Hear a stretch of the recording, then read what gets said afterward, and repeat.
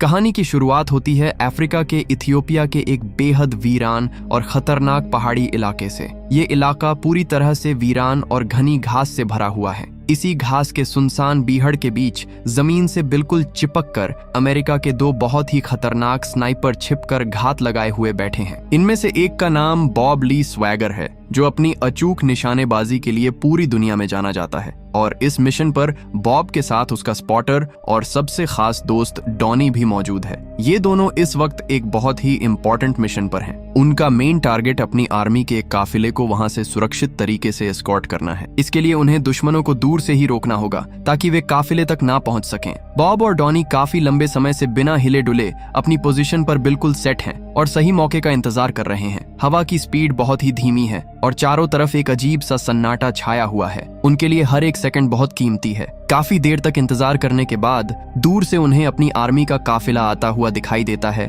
जो धीरे धीरे उस इलाके से निकलने की कोशिश कर रहा है। शुरू में ऐसा लगता है कि शायद उनका यह मिशन बिना किसी परेशानी के आराम से पूरा हो जाएगा, लेकिन तभी अचानक वहां के हालात पूरी तरह से पलट जाते हैं। उनके सामने से दुश्मनों की एक भारी मशीन गन वाली गाड़ी पूरी स्पीड में उनकी तरफ बढ़ती हुई दिखाई देती है। यह देखकर दोनों अलर्ट हो जाते हैं, क्योंकि अगर उस गाड़ी ने फायरिंग शुरू कर दी तो उनका पूरा काफिला बस कुछ ही पलों में पूरी तरह तबाह हो जाएगा। ऐसे खतरनाक हालात में भी डॉनी बिल्कुल नहीं घबराता। वह बहुत ही शांति के साथ अपनी ट्रेनिंग का इस्तेमाल करता है। वह तेजी से हवा की स्पीड, टारगेट की दूरी और गोली के रास्ते का एकदम सटीक कैलकुलेशन करता है और बॉब को सही टाइम पर फायर करने का सिग्नल देता है। डॉनी की इंफॉर्मेशन मिलते ही बॉब धीरे धीरे अपनी भारी स्नाइपर राइफल को सेट करता है। वह अपनी सांसों पर कंट्रोल करता है और उसकी नजर स्कोप पर पूरी तरह लॉक हो जाती है। अगले ही पल वह बिना कोई देरी किए ट्रिगर दबा देता है। उसकी राइफल से निकली गोली सीधा जाकर मशीन गन चला रहे दुश्मन के सिर में लगती है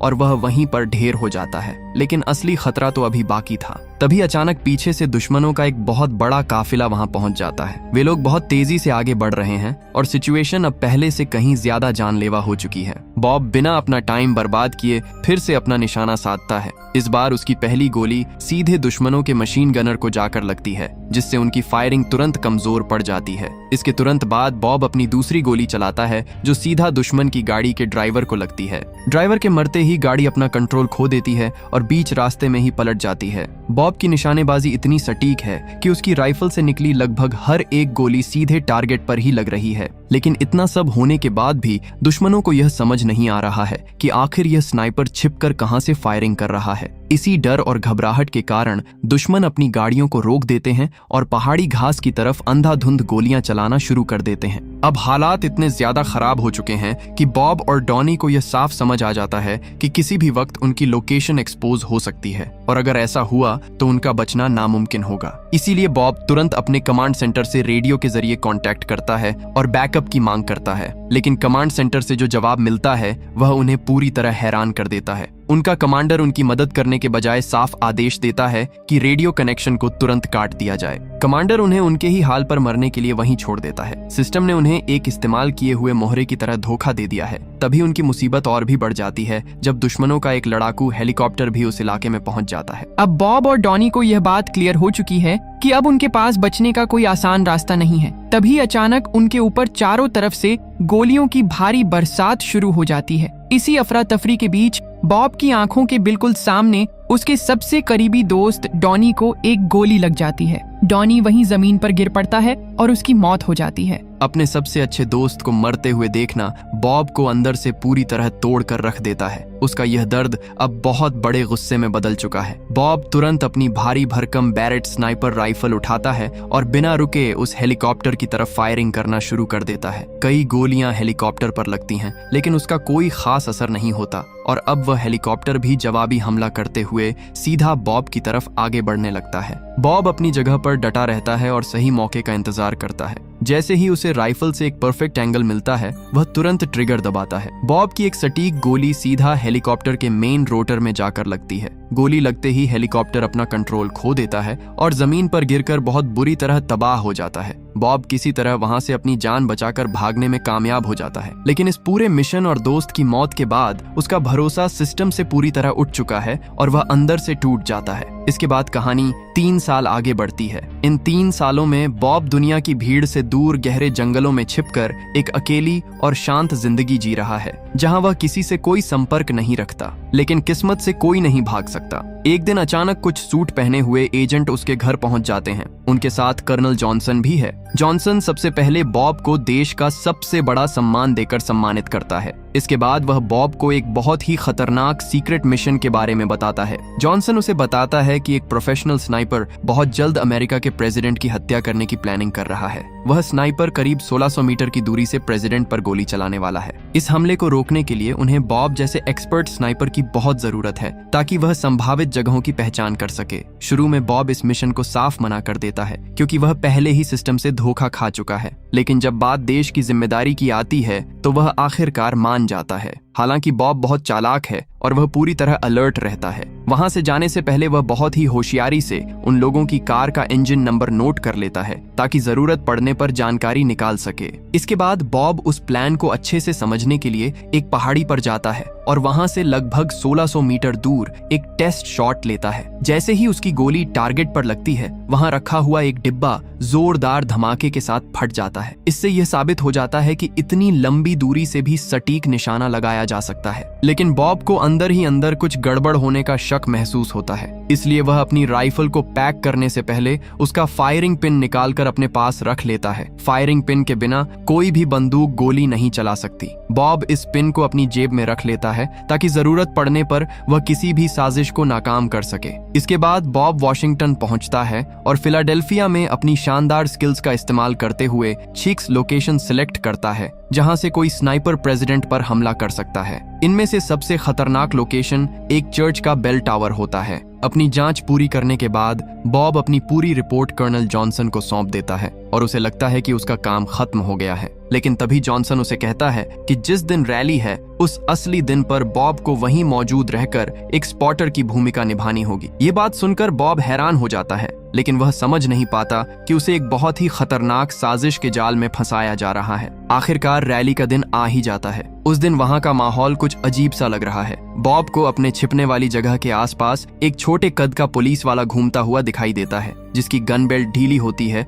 और वह घबराहट में बार बार इधर उधर देख रहा है। बॉब को शक तो होता है, लेकिन वह पूरी सच्चाई नहीं समझ पाता। दरअसल उसी समय चर्च के उस बेल टावर में एक असली स्नाइपर पहले से ही पोजीशन लेकर बैठा हुआ है। वह स्नाइपर बिल्कुल बॉब के बताए हुए पैरामीटर्स के हिसाब से अपनी राइफल सेट कर रहा है। जैसे ही हवा की दिशा और टेम्परेचर परफेक्ट होते हैं, वह स्नाइपर हमला करने के लिए तैयार हो जाता है। बॉब तुरंत रेडियो पर सबको अलर्ट करने की कोशिश करता है, लेकिन तब तक बहुत देर हो चुकी होती है। अचानक एक तेज गोली चलने की आवाज आती है। वह गोली सीधा प्रेसिडेंट के पास खड़े एक इथियोपियन आर्चबिशप को जाकर लगती है और वह आदमी वहीं ढेर हो जाता है। उसी पल हालात और भी ज्यादा खतरनाक हो जाते हैं, जब वह छोटे कद का पुलिस वाला अचानक अपनी गन निकालता है और सीधा बॉब के ऊपर फायरिंग शुरू कर देता है। उस पुलिस वाले की 2 गोलियां बॉब को लग जाती हैं। एक ही पल में पूरा खेल पलट जाता है। जो बॉब कुछ ही देर पहले तक हीरो था, उसे ही अब प्रेसिडेंट की हत्या का मेन आरोपी बना दिया जाता है। पुलिस उसे देश का सबसे बड़ा मोस्ट वांटेड अपराधी घोषित कर देती है। यह बॉब के लिए उसकी जिंदगी का दूसरा सबसे बड़ा धोखा होता है। गोली लगने के बावजूद बॉब अपना होश नहीं खोता। चारों तरफ अफरा तफरी मच जाती है और पुलिस के हेलीकॉप्टर आसमान में उड़ते हुए बॉब का पीछा करना शुरू कर देते हैं। इसी बीच साजिश रचने वाले लोग बॉब की ही स्नाइपर राइफल को जानबूझकर उसी जगह पर छोड़ देते हैं, ताकि सारे सबूत सीधा बॉब के खिलाफ ही जाएं। बॉब घायल हालत में वहां से भागता है। रास्ते में उसकी मुलाकात नौसिखिया FBI एजेंट निक मेम्फिस से होती है। बॉब उसे साफ शब्दों में बता देता है कि उसे एक सोची समझी साजिश के तहत फंसाया गया है। इसके बाद बॉब चालाकी से निक की गाड़ी छीनकर वहां से पूरी स्पीड में निकल जाता है। पुलिस लगातार बॉब का पीछा कर रही है। बॉब अपनी गाड़ी को एक बड़े कार वॉश के अंदर घुसा देता है। वहां उसे मेडिकल किट मिलती है और वह जल्दी से अपने जख्मों को साफ करके खून रोकने की कोशिश करता है, लेकिन बाहर निकलते ही पुलिस उसे फिर देख लेती है और पीछा और तेज हो जाता है। भागते भागते बॉब एक ऐसी जगह पहुंचता है जहां रास्ता बंद है। वह बिना देर किए अपनी गाड़ी का गियर रिवर्स में डालता है और पूरी स्पीड के साथ गाड़ी को एक गहरी नदी में कुदा देता है। पुलिस काफी देर तलाश करती है और मान लेती है कि बॉब नदी में डूबकर मर चुका है, लेकिन बॉब एक नाव के नीचे छिपकर जान बचा लेता है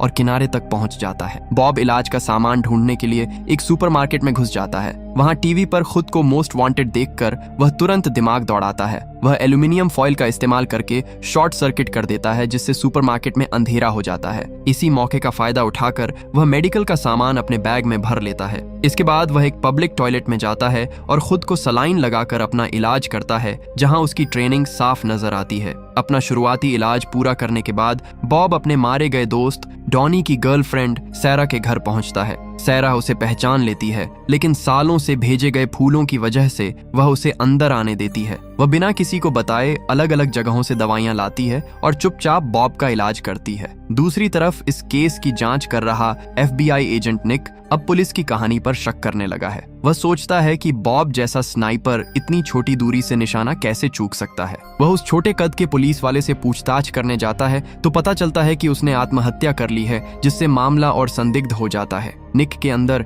अब इस केस का पूरा सच जानने का जुनून पैदा हो चुका है। सैरा की देखभाल की वजह से बॉब अब धीरे धीरे बिल्कुल ठीक होने लगा है। वह निक का टेस्ट लेने के लिए सैरा से जॉनसन की गाड़ी की फोटो निक को भेजवाता है। निक उस फोटो की जांच शुरू कर देता है, जिससे साबित होता है कि वह सच में ईमानदार है। इसी बीच बॉब के घर के बाहर कुछ पुलिस वाले पहुंच जाते हैं। जैसे ही हालात बिगड़ते हैं, बॉब फुर्ती से एक्शन में आता है। वह एक के ऊपर आइस कॉफी फेंकता है और तीसरे की गन छीनकर तीनों एजेंट्स को बिल्कुल बेअसर कर देता है और सुरक्षित निकल जाता है। निक की जांच के कारण कर्नल जॉनसन को शक होने लगता है। जॉनसन के आदमी निक को बीच रास्ते से ही किडनैप कर लेते हैं और उसे मारने की तैयारी करते हैं, लेकिन ठीक उसी वक्त बॉब वहां पहुंच जाता है। वह एक एक करके सभी हमलावरों को खत्म कर देता है और निक की जान बचा लेता है। अब निक के लिए भी अपने डिपार्टमेंट में वापस जाना नामुमकिन है और दोनों साथ मिलकर इस पूरे सिस्टम की सच्चाई सामने लाने का फैसला करते हैं। असली किलर का पता लगाने के लिए वे एक पुराने गन एक्सपर्ट के पास जाते हैं। एक्सपर्ट बताता है कि 3000 मीटर से सटीक निशाना लगाने वाले बॉब के अलावा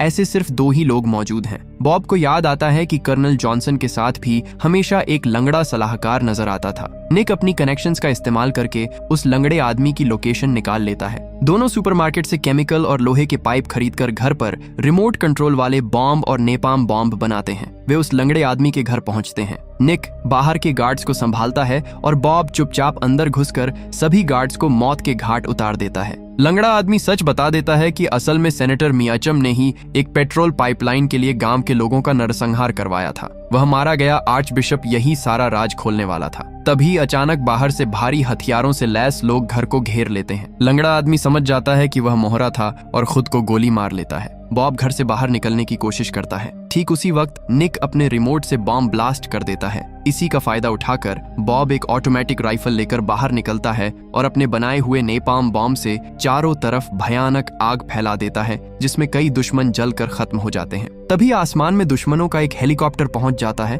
और फायरिंग शुरू कर देता है। निक जानबूझकर खुद को हेलीकॉप्टर के सामने लाता है और ठीक उसी वक्त बॉब दूर खड़े तेल के टैंक पर निशाना लगाकर गोली चला देता है। जोरदार धमाका होता है और हेलीकॉप्टर उड़ जाता है और दोनों किसी तरह बच निकलते हैं। अब सैरा को बचाने के लिए बॉब खुद कर्नल जॉनसन से डील करता है कि वह रिकॉर्डिंग के बदले सैरा को छोड़ दे। मीटिंग मोनाटाना की बर्फीली पहाड़ियों में तय होती है। जॉनसन ने पहले से ही बॉब को मारने के लिए स्नाइपर तैनात कर रखा है, लेकिन यह बॉब और निक की योजना का हिस्सा होता है। निक स्टील प्लेट पहनकर चारा बनता है और दुश्मन का स्नाइपर लोकेशन बता बैठता है, जिसके बाद मारा जाता है। बॉब एक के बाद एक उनके दूसरे और तीसरे स्नाइपर को भी ढेर कर देता है। अब पूरे मैदान में सिर्फ वही आखिरी आदमी बचा है जिसने सैरा को बंधक बना रखा है। बॉब परफेक्ट एंगल मिलते ही ट्रिगर दबाता है और सैरा सुरक्षित बच जाती है। बॉब तेजी से उसके पास पहुंचता है और उस आदमी को जिंदा रखना चाहता है, लेकिन सैरा गुस्से में काबू से बाहर हो जाती है और जमीन पर पड़ी बंदूक उठाकर उस आदमी पर पूरी मैगजीन खाली कर देती है, जिससे वह खत्म हो जाता है। कुछ ही देर में FBI वहां पहुंच जाती है।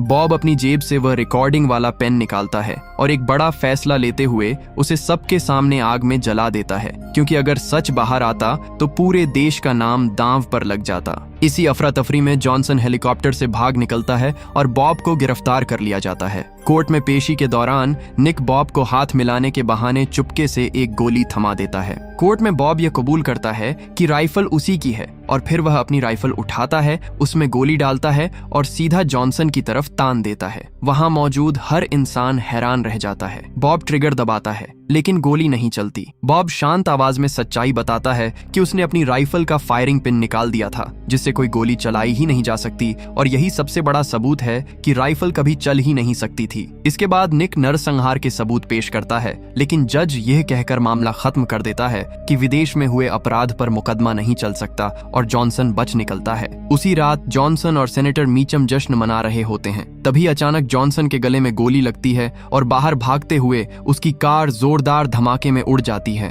उधर सेनेटर छिपने की कोशिश करता है, लेकिन सामने बॉब खड़ा होता है। बॉब गैस पाइपलाइन तोड़ देता है और अगले ही पल एक जबरदस्त धमाका होता है। उस धमाके में सारा झूठ और पाप राख में बदल जाता है। कहानी के आखिर में एक सुनसान जगह पर सारा बॉब का इंतजार कर रही है। दोनों बिना कुछ कहे गाड़ी में बैठते हैं और एक शांत, सुकून से भरी नई जिंदगी शुरू करने के लिए उस दुनिया से बहुत दूर निकल जाते हैं। इस तरह से इस सस्पेंसफुल कहानी अंत हो जाता है। तो दोस्तों, आपको ये कहानी कैसी लगी कमेंट करके जरूर बताना, और इसी तरह की कहानियों के लिए हमारे चैनल को सब्सक्राइब जरूर करना।